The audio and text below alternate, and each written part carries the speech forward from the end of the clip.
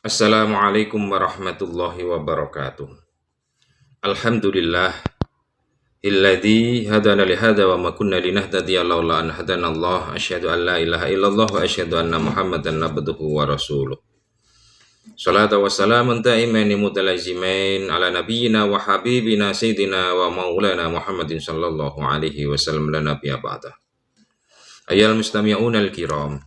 Semoga kita semuanya oleh Allah ditakdirkan salah satu makhluknya yang mendapat hidayah dari Allah, ya, dan dibimbing oleh Allah, yang selalu diberi nikmat oleh Allah, yang akhirnya kita semuanya ya jadi umatnya Rasulullah yang beruntung dunia dan akhirat. Baik, selanjutnya kita kaji mengenai bab gemi, masih dalam kitab akhlak. Bab gemi. Becik gemi nanging ojo nganti cedhil, Gusti Allah ora demen wong kang bakhil. Becik gemi nanging ojo nganti cedhil, Gusti Allah ora demen wong kang bakhil. Ojo tabdir buang duit tanpa guna, bakal susah awak ira yen kulino. Ojo tabdir buang duit tanpa guna, bakal susah awak ira yen kulino. Tuku-tuku kudu eling penghasilan, ojo banjur hantem kromo asal doyan. Tuku-tuku kudu eling penghasilan, ojo banjur hantem kromo asal doyan. Bab gemi, bahwa orang itu ya, itu adalah di dalam kehidupannya itu memang harus diatur, Makanya di sini becik gemi nanging ojo nganti cedhil. Memang pada hakikatnya itu antaranya itu ngirit, ya, gemi, ya, dan bakhil itu memang tipis, ya, tipis. Termasuk sikap yang boros dan royal terhadap teman kita, ya, bahkan terhadap kita sendiri itu pun juga tipis. Makanya kita harus betul-betul bisa memahami untuk hal ini, ya, untuk hal ini. Ya, ini apakah ini adalah sesuatu yang bakhil di hadapan Allah dan terhadap hadapan manusia yang lain? Apakah ini adalah betul-betul bahwa ini adalah pengiritan demi untuk masa depan kita? Artinya bagaimana? Ya, kita semuanya harus kita atur, termasuk di antara kehidupan kita. Kita mempunyai saudara.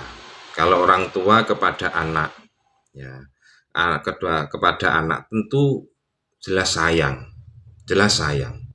Seandainya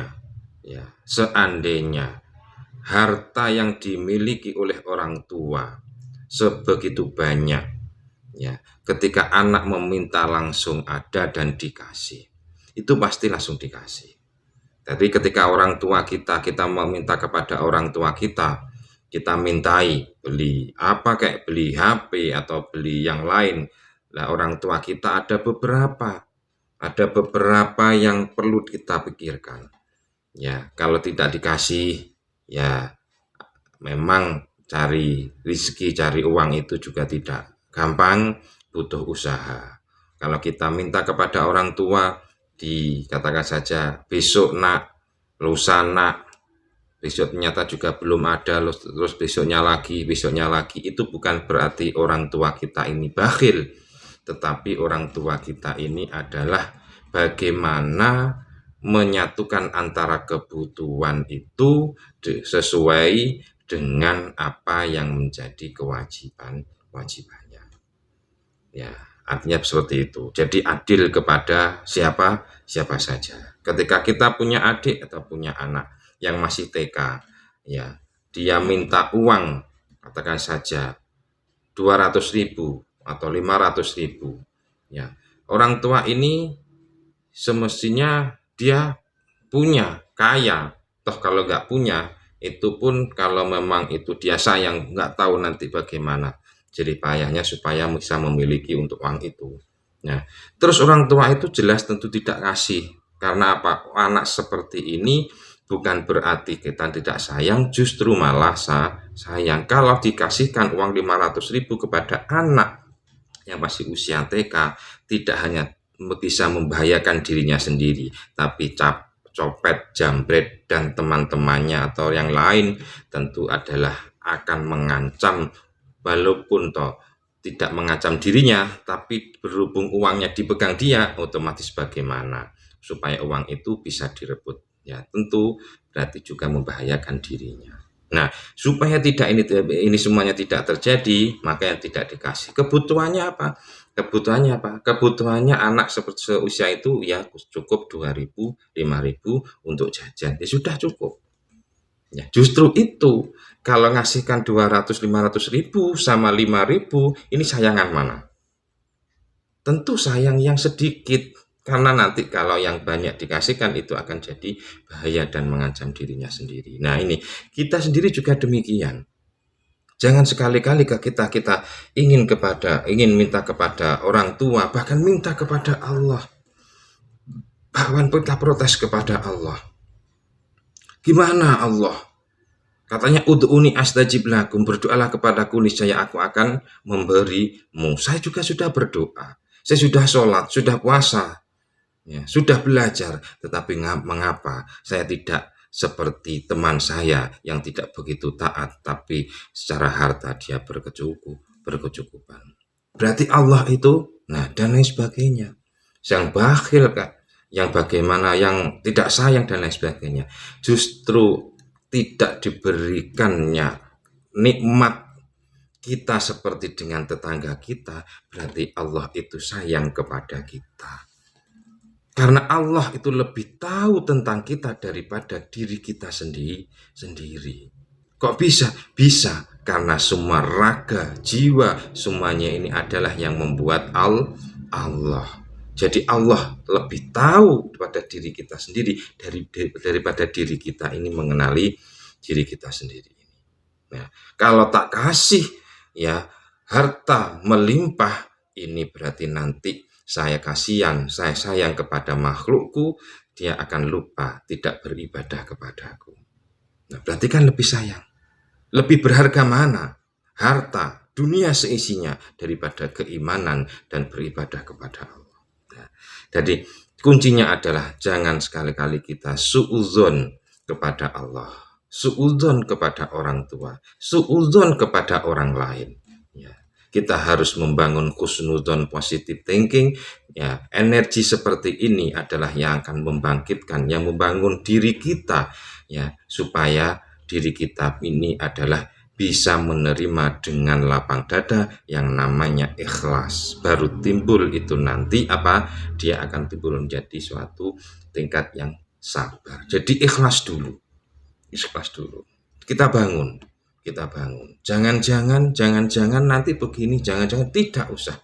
Apapun yang terjadi pada diri kita sendiri saat ini adalah takdir kita. Ya. Mereka berbicara tentang kita, ya, mereka mengolok kita, mereka itu menggunjing kita. Terserah kita mempunyai jalan kehidupan yang berbeda, kita menjalani kehidupan ini yang masing-masing. Kembali kepada bab masalah bakhil, tentu kita harus bisa mengatur untuk diri kita sendiri. Nah, termasuk anak yang malas.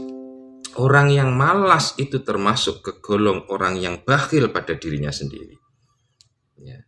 Saya pernah mengatakan bahwa kita ada jiwa, ada raga, ada jasmani, ada rohani. Ini adalah hak, semuanya adalah wajib kita berikan nafkah untuk diri kita sendiri ini. Kalau ini tidak, ya, kalau kita lapar, kita kasih makan, kalau kita haus kita kasih minum, tentu ini tidak bakhil, memang itu haknya. Tetapi kalau itu dipenuhi tapi tidak sholat, tapi dia tidak ngaji, tapi dia tidak belajar, tidak taat pada orang tua, dia tidak doa pada Allah, berarti dia bakhil terhadap dirinya sendiri. Lah kalau orang bakhil, ya, tentu ini adalah nikmat Allah tidak akan dikasihkan kepada mereka. Makanya semuanya itu jangan sampai ya kita ini adalah bakhil kepada siapapun, terutama pada diri kita sendiri. Tentu kita tidak boleh bakhil, tapi kita juga tentu tidak boleh boros. Ini harus betul-betul kita taati, kita taati. Ini kelihatannya remeh dan husnudon kepada siapapun.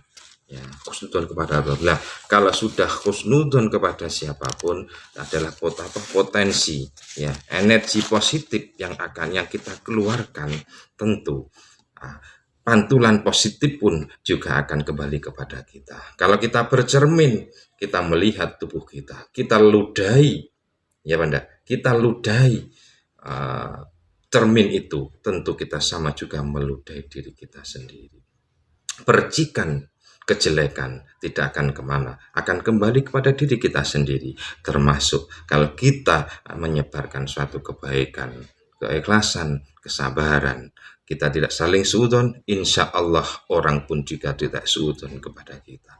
Tapi kalau ada orang yang suudon kepada kita, ada orang menghujat pada kita, itu bukan urusan kita. Biarkan mereka mempunyai jalan seperti itu. Serahkan kepada Allah Subhanahu wa Ta'ala. Nah, sekali lagi, kita adalah tuku-tuku kudu eling penghasilan.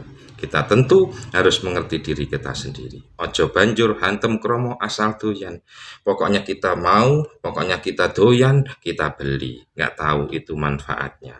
Nah, ini yang dilarang oleh agama. Jadi bab gemi ini adalah berarti kita adalah harus rajin menabung. Menajin nabung itu bagaimana? Nabung sekarang tentu itu kita akan menuai. Termasuk beribadah sekarang, kita nanti di surga juga akan menuai. Makanya rajin-rajin menabung, ya rajin-rajin kita bersemangat fastabiqul khairat, berlomba-lomba dalam kebaikan, beribadah, ubudiyah, hablum minallah wa hablum minannas. Insyaallah kita semuanya akan menuai di surganya Allah. Wallahul muwafiq ila aqwamit thoriq. Wassalamualaikum warahmatullahi wabarakatuh.